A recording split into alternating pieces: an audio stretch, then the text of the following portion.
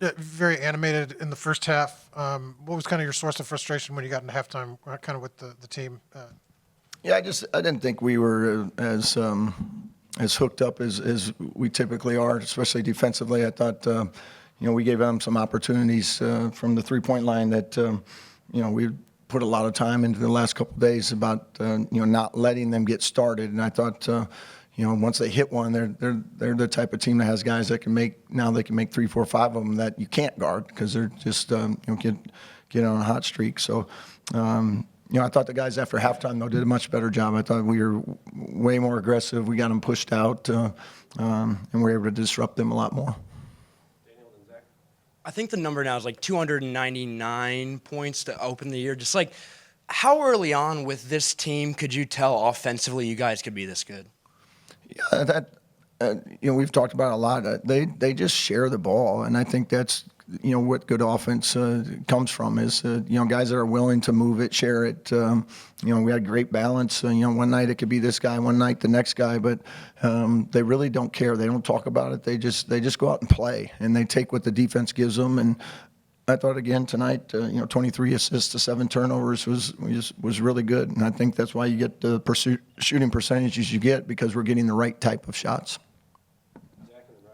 Where did this team, in sort of your mind, find that in the summer? That instinctive trust of one another, that if the ball keeps moving, a good shot can become a great one. That the next pass will lead to an even better shot. That he'll make the shot. I don't need to force it. Like, where in your mind did this team kind of find that trust in itself, especially as a group that obviously had not played a lot of basketball together before this summer? Yeah, I don't know if there was like that one moment necessarily. I think it was just a collection of, hey, this is what we talk about, prioritize every day. I think they did a great job of buying into it. I think we even had a little bit of non-success when we played Mega the first time. We had like a 10, 12-minute stretch. I think we had 6 points to start the game or something. We're down 20. But a lot of that was, as they've soon found out, like the ball quit moving. So I think they've kind of learned from that a little bit of like, hey, we're really good at offense when we play this way. We're not as good when we play this way. And to this point in the season, they've done a really good job of continuing to share it. Yeah, Coach. So 10 or more threes each of the first 3 games. Hasn't happened here since 2016-17. Just your thoughts on how well you guys are doing what you want to do and getting the threes and making them. Yeah, again, I think they're getting the right type of shots. I think guys do a great job of understanding how to get shooters open. I think they have a really good understanding of when to deliver it. Their timing there has been good, and because we're getting enough movement, outside of all the different areas on the floor, we're able to kind of create some things and put defenses in some tough spots. And whether it's in pick and roll or back cuts, if the help comes from somewhere, our guys do a really good job of reading it. If it's not there, that means somebody else is probably open, and that's where a lot of those threes come from. Yeah, Darren, just with Tate and Conaway, obviously big scoring night tonight. What does he do offensively to you guys to elevate you on the offensive standpoint when he is getting downhill and looking to actually create for himself instead of dishing out to his teammates? Yeah, what Tate just has that ability to get by people. He's got a little shake to his game, and you haven't seen it a lot. He hasn't needed to, but I thought tonight he did a really good job, and we thought he could potentially have a big night. We talked to him. Shoot around today, like anytime we're in trouble, like just, create a gap or have the other guys create a gap and you just stick your head down and try to get to the rim and make a play. And I thought he did a good job of attacking tonight. You got to the rim a lot. He got into the paint and sprayed. He's one of those guys that's something we're going to need throughout the year. Coach, Milwaukee was a team that takes a lot of threes. They had a lot of mid-range shots today. Was that a plan to run them off the three-point line, force those tough shots?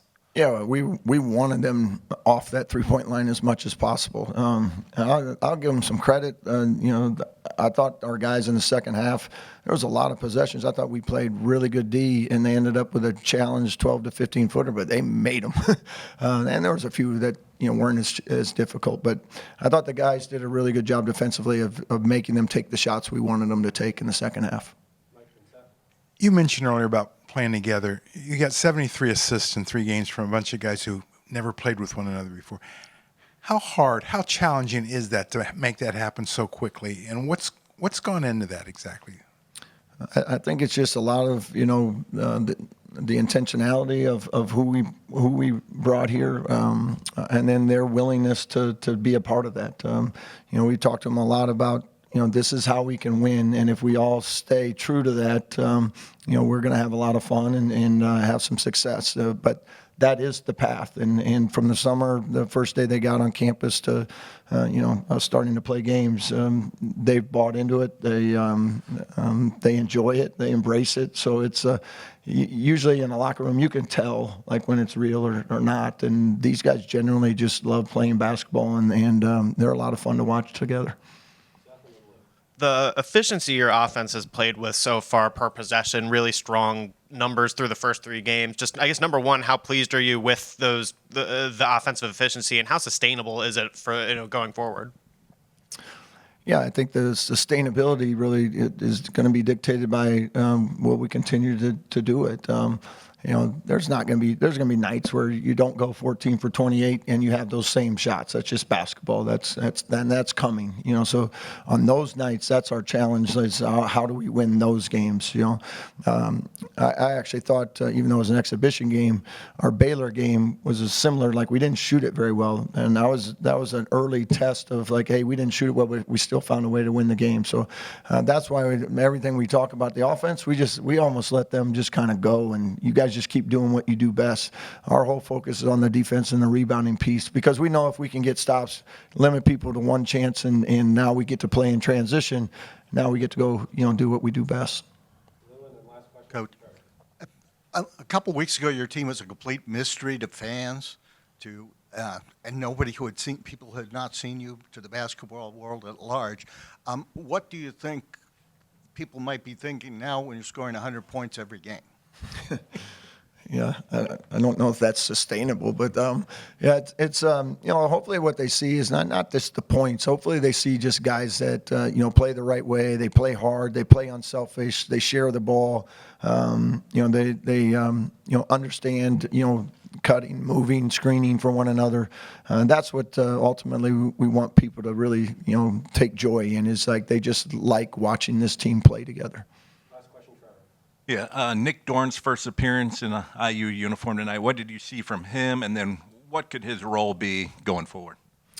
Yeah, I think you saw why we were excited to get him out there. His first possession, he's firing up a three and knocks it down. So that was great for him, I'm sure too. The whole thing for him, and he knows this, is just got to be a process to get him back up to some game shape and not putting him in a bad position as he's still working his way back from the injury. But he gives us another guy that can go out there and make 4 or 5 in a night. Like he shoots it at a high level, and he's a big strong guy too. So it just gives us a lot of versatility from our bench right now. Then that's certainly something that as a coach is a great luxury. Even in the Marquette game, where we have all the foul trouble, it would have been great to have just another guy that we could have put in there. So as he continues to work back, it's just nice now that we got another person that can go in there and not only just and do go in and do what we ask, but he's one of those guys that can change a game when he comes in.